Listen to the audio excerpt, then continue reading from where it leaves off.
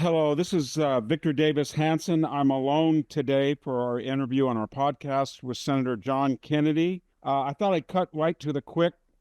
Senator, you have a distinguished law degree from the University of Virginia, another law degree from Magdalen College at Oxford.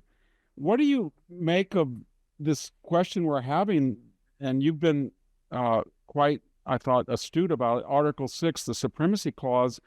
It seems to me that the federal government is trying to enforce something that's pretty clearly a federal matter, that is immigration, and we've got the Chicago police force not, I guess you would say, not responding to a call. We have governors and mayors who are actively urging people to resist federal law, even to make sanctuary areas where the federal government cannot go.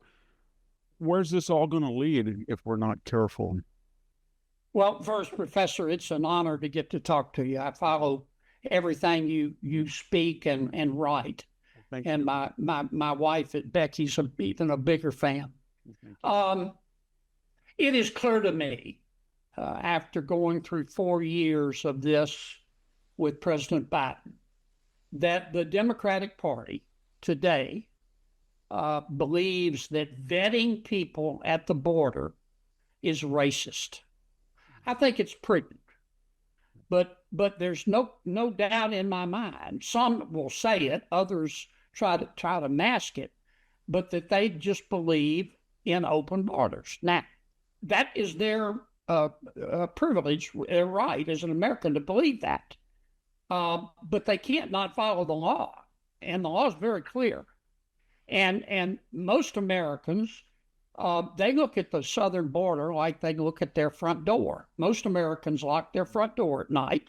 They don't do that because they hate everybody on the outside. They do that because they love the people on the inside, and they want to know who's coming in and out of their house.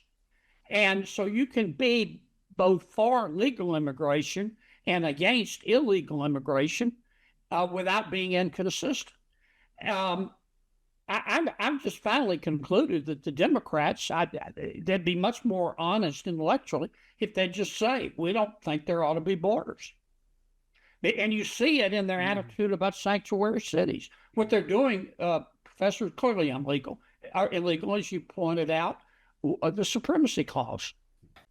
We've had that in our past with South Carolina in 1832, and then events where states said that federal laws did not apply to them or federal property even. That was Sure. The precursor. Are you worried that we're getting inch by inch closer to some kind of, I don't know, what would be the word? I don't think we're going to have a John Brown raid anywhere, but who knows? I mean, we seem like we're getting to that they know that what they're doing is wrong, and yet they feel they have the moral high ground to go ahead and do that legal wrong. And you're entitled under our Constitution to think the law is immoral. You still have to follow it. Yeah. And if I were king for a day, I'm not, and I don't aspire to be, I would do just what the Trump administration is doing. I would enforce the law. I would send in ICE agents, and I would offer to these mayors and governors who clearly have a crime problem, particularly in urban areas. I would offer to also send in law enforcement personnel to help them with their crime problem. I just can't. If I were mayor of a major city today, or the governor of a state with a crime problem, I would welcome additional law enforcement help. And it is a mystery to me why the Democrats won't accept it, except that anything President Trump is for, they're against. Yeah. If President Trump came out in favor of breathing to survive, the Democrats would hold their breath. I mean, it's gotten that bad. What would happen? I mean, we've had an order to the Chicago police not to protect ICE agents that were blockaded. One of the people who was conducting that blockade had a semi-automatic rifle. Yeah. Arrested. What happens if Mayor Johnson or someone of that extreme viewpoint actually says that I'm going to use law enforcement to stop ISIS? Then you've got something that we've never really encountered in our recent history, have we? It would be unprecedented. Yes. And it would be foolish. It would be foolish. I've got rocks in my driveway that are dumber than that. But if he did it, we would have to enforce federal law, because federal law is under the supremacy clause, law that controls, and they're federal statutes. Was that always a revelation that we're putting people in the judiciary that don't really know the Constitution? I was constantly shocked. And I tried to be bipartisan. We rejected a handful of President Trump's nominees, but not in every case. But I would say, Professor, in 70% of the cases, President Biden's nominees were activists first and lawyers second. They really had no courtroom experience. They hadn't really thought about law. And I've said repeatedly to both sides, being a federal judge is a serious thing. You have enormous power. And just because you've seen My Cousin Vinny does not qualify you to be a federal judge. For one thing, you got to know the law. Yeah. And just basic provisions of law, like the United States Constitution. It was clear to me that a lot of them had never read it. I was brought up in a Democratic family. My siblings are Democrats, and you were legal counsel for Governor Romer. Is that how you pronounce it, Romer? Romer, yes. Yes. And you've had a long service as the state treasurer of Louisiana. What do you think was a turning point in the Democratic Party that made them go, and is it with the Squad, the AOC, the Jasmine Cross, this radical environmentalism, radical transgender? So, these 30, 70 issues they're on, is it the hatred of Trump? Was it building under Obama? What's your diagnosis that happened to this party? I think it was President Obama. I think there's always been a struggle within the Democratic Party. There's one within the Republican Party, but particularly within the Democratic Party, between what I call the loon wing, or the socialist wing, and traditional Democrats. President Clinton, brought the Democratic Party back into the mainstream. That's why he was elected twice. President Obama, he moved the party further to the left. He couldn't go as far left as he wanted to, in my judgment, Professor, but he moved it as far as he could. And then President Biden was elected, and most people, I think, who voted for President Biden thought they were getting the second coming of Bill Clinton. Instead, they got the second cousin of Bernie Sanders. Yeah. Because so many of President Obama's people were in the White House. And for many of them, it was like a third term. And that's where they came up. And then they allowed the woke wing, the loon wing, if you will, of the party. You had people in the White House who felt nothing but contempt for America. They should have felt gratitude, but they felt contempt for America. You had folks advising the president who think that children should be able to change genders at recess. Yeah. It was just extraordinary, and that's one of the reasons the Democrats lost the election. Sort of like the third term that Obama wanted to push that agenda without his fingerprints on it, and that's what he did. You were invited into the White House to talk to Joe Biden. His aides wanted you, kind of grabbed your arm and wanted you out, but you cleverly just said, when he asked you, you want to see the cabinet room, that you were able to extend that visit to 30 or 40 minutes. But you noticed at that time things that bothered you about his physical or mental capacity. And was it your impression that the people around him knew as well as you did from that what was going on? Oh, yes. I met with President Biden during the midway through his first year rather. I was probably the only Republican, and very few Democrats for that matter, who ever spent more than 5 minutes with the president. I spent about 40 minutes with him at a bipartisan bill signing, and it was just he and I. And I purposely stayed, ignoring instructions from staff to leave, because I wanted to get a firsthand look at him. Mm-hmm. He was very affable. He was very old. We all age differently, Professor. Yeah. President Biden was old for his years. I got the impression that the White House staff was, and remember, this was early in his first year, was maybe getting 4 or 5 hours worth of week or worth of work out of him a day. He impressed me. He was at the stage in life where he just wanted to sit around and tell war stories, which he did to me, and talk about the good old days. And after he was finished with that, he wanted a cup of hot soup and an early bedtime. So when you and I him, could, yeah, I was just going to say, I could see the beginnings of the neurodegenerative disease at that point. Based on my one meeting with him and my observations as the years went by, it was clear that the president could not have served a second term, and it took embarrassing himself in front of the American people to convince his family and the White House staff. The White House staff deserves a lot of blame for this because they hid it all. What do you, in retrospect, when we talk about the auto pen scandal, and who do you think was there a person? Was it Jill Biden? Was it Ron Clinton? Who's running the country? Did we ever figure that out? We'll probably never know. I think it was on a day-to-day basis. I think the First Lady Biden had a lot of influence. I think Mr. Hunter Biden did. But I think he had an inner circle. A lot of them were President Obama holdovers, and they were calling a lot of the shots day to day. And my people back home in Louisiana would ask me all the time, Professor, they'd say, who is really the president? Because we see President Biden on TV talking like he's from outer space. Who's really doing the job? And I would always tell them, whoever has control of that teleprompter. And I think on a day-to-day basis, that was the 5 or 6 people that shielded him from the rest of the staff and the world. And of course, the First Lady knew about it, and I think Mr. Hunter Biden knew about it.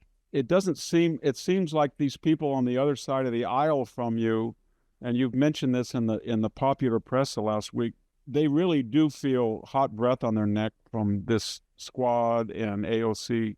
How's that? What do you think is going to work out with? What's going to happen? I mean, when you talk to these people, are they scared of these people, or? Oh yes, they're scared. Well, I mean, it is clear that there is a socialist wing, a Bolshevik wing, a loon wing, as I call it sometimes, of the Democratic Party. And it is in ascendancy, and it is in control.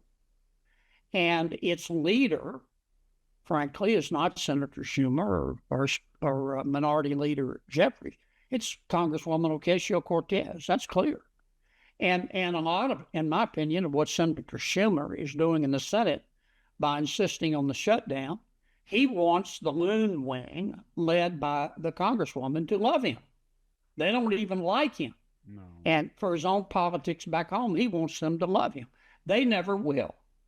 And most of the other Democrats, not all of them, but most of the other Democrats in the Senate, they know better about this shutdown, but they're scared of the loon wing. I mean, the socialist wing of the party is about to elect a socialist mayor of New York. I never thought I'd see that in my lifetime. Why do you think they're not confident that when they looked at the 2024 election and they looked at these key issues on the economy and energy, transgenderism, the border, they were on the 30% side? Yeah. Why doesn't somebody in the party say, like Clinton did after the McGovern, 72, McGovern went this way, he destroyed the party. It took him 20 years, basically, besides the Carter interlude, to come back. But why can't some people say we can articulate a Clintonian, center and we can win in a general election? They don't have the confidence. They're scared. If I were advising the Democratic Party, I'm not, and of course don't want to, but I would call Bill Clinton and I would say, help us figure out how to become more commonsensical and to divorce ourselves from the loon wing that hates George Washington and Thomas Jefferson and Dr. Seuss and Mr. Potato Head because they think they're all racist. And some Democrats are talking about that, Rahm Emanuel, for one. But the socialist wing of the Democratic Party is extraordinarily well organized. They're very active on social media. They're very organized and active in terms of personal physical protests. And they're all over the Democratic senators like a bad rash, just all over them. And the Democratic senators are scared. They have a lot of money, don't they? And they have an enormous amount of money. We'll never know where they're getting all that money, but they do. Yeah. And I have many friends. Well, I get along with all of my colleagues in the Senate. I know many Democrats who don't believe in all this stuff, but they're scared to say anything. And Senator Schumer, is petrified.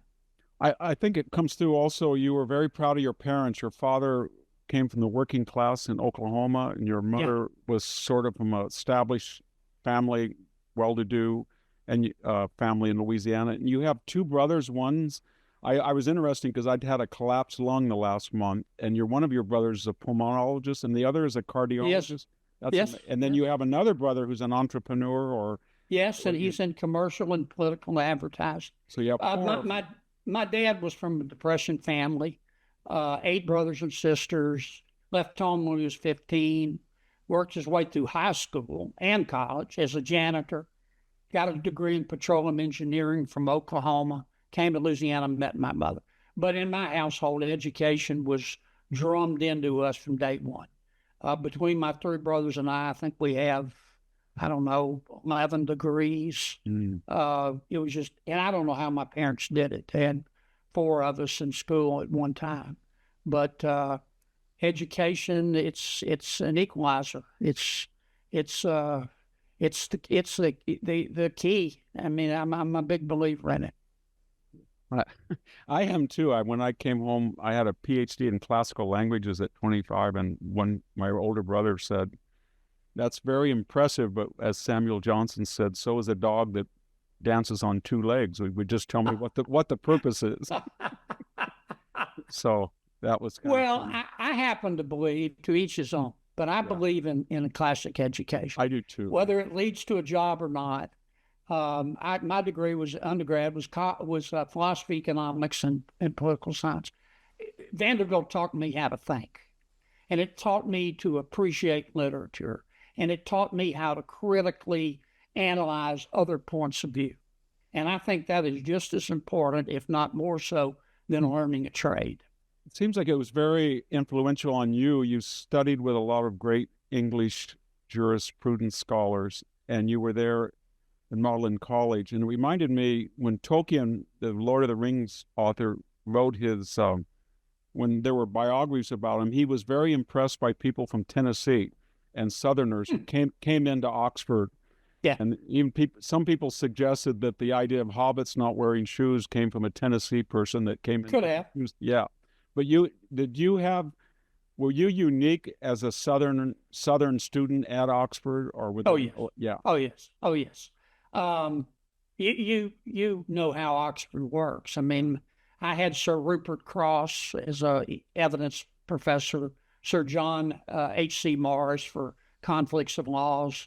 My largest class was, I think, 4 people and a professor, so you can't hide. And it's extraordinarily demanding. And there's one exam at the end. That's it. A 3-hour exam in each subject. You either get an A, called an alpha, a B, called a beta, or you failed. There was and they weren't fooling around. One of my classmates was a very well-known international lawyer with an established law firm from Australia. And he was taking the same degree on leave of absence from his firm. He failed, and he had to do it over. So, but I loved it. I loved the competition. I love to see another view of higher education. I think Oxford's the greatest university in the world.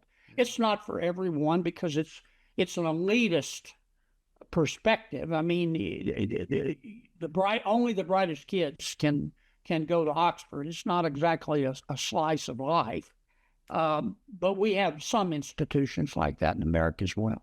Yeah, I was really struck because I grew up on a farm.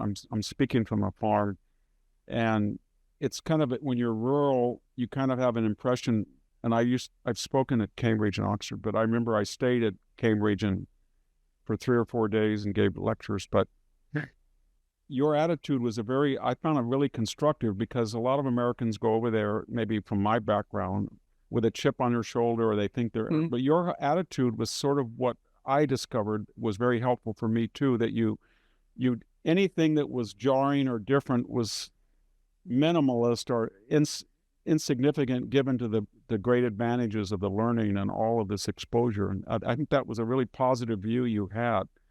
It humbled me. Yeah. It humbled me. I mean, I was intimidated. I lived in the college, and the young man, I was taking a graduate degree, but a young man who lived next door was an undergraduate. He spoke 5 languages, and he was a first-year student. And I mean, this kid could spot me 60 IQ points. He was teaching himself Mandarin just on his own. He was just brilliant. And I was around kids, students like that, and professors. It was humbling, believe me. Yeah. When you look at where we are now, and this, I guess we call it this counter-revolution that Trump is trying to do in 4 years, and you look at the unique nature of the United States Constitution, you look at our energy, our farming, our military, are you confident that we're sort of in a third century, or it's a renaissance coming? Are you a pessimist, optimist, or neutral about what's going on? Well, I'm an optimist. Yeah. Now, I'm an optimist who worries. Sometimes I'm a paranoid optimist. But I do believe that America's future can be better than our present or our past. And I've always believed we're only as good as our dreams, and we're only as valuable as our children.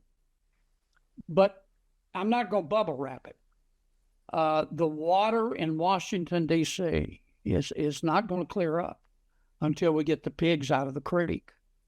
I mean, you just take the FBI and the Justice Department. There's some good people there.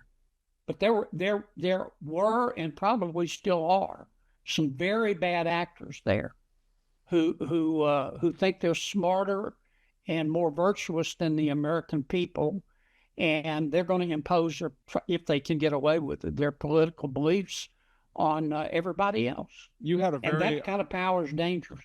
We're back with Senator Kennedy. You had a really, I thought, fair and fascinating exchange with Kash Patel on the confirmation hearing. And you expressed real confidence in him. Were you shocked when the FBI released that 9 senators were being surveilled? Yes. I didn't.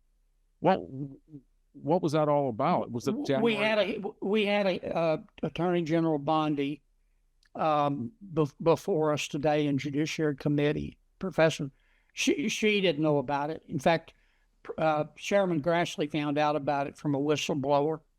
They had hidden the documentation.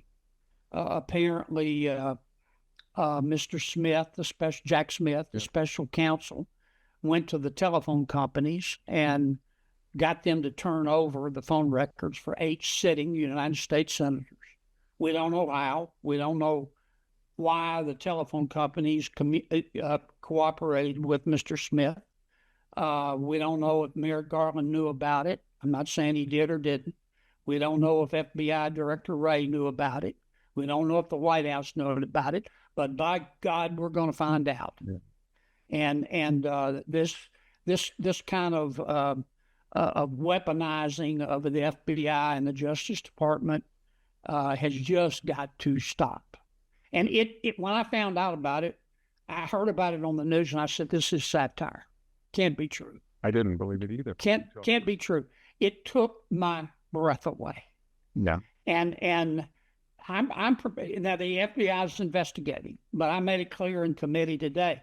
I'm not going to sit here and wait 24 months for them to issue a statement. I want to hold hearings. I want to get Jack Smith in front of the Judiciary Committee. I want Merrick Garland to come in front of the committee. I want Chris Wray in front of the committee. I want to know who authorized this fishing expedition for 8 Republican senators, and what the basis of it was, and why they did it, and how they picked these senators, and why didn't they tell the senators, and why did the telephone companies just go along? This stuff is serious as 4 heart attacks and a stroke. Yeah. And I'm going to get to the bottom of it.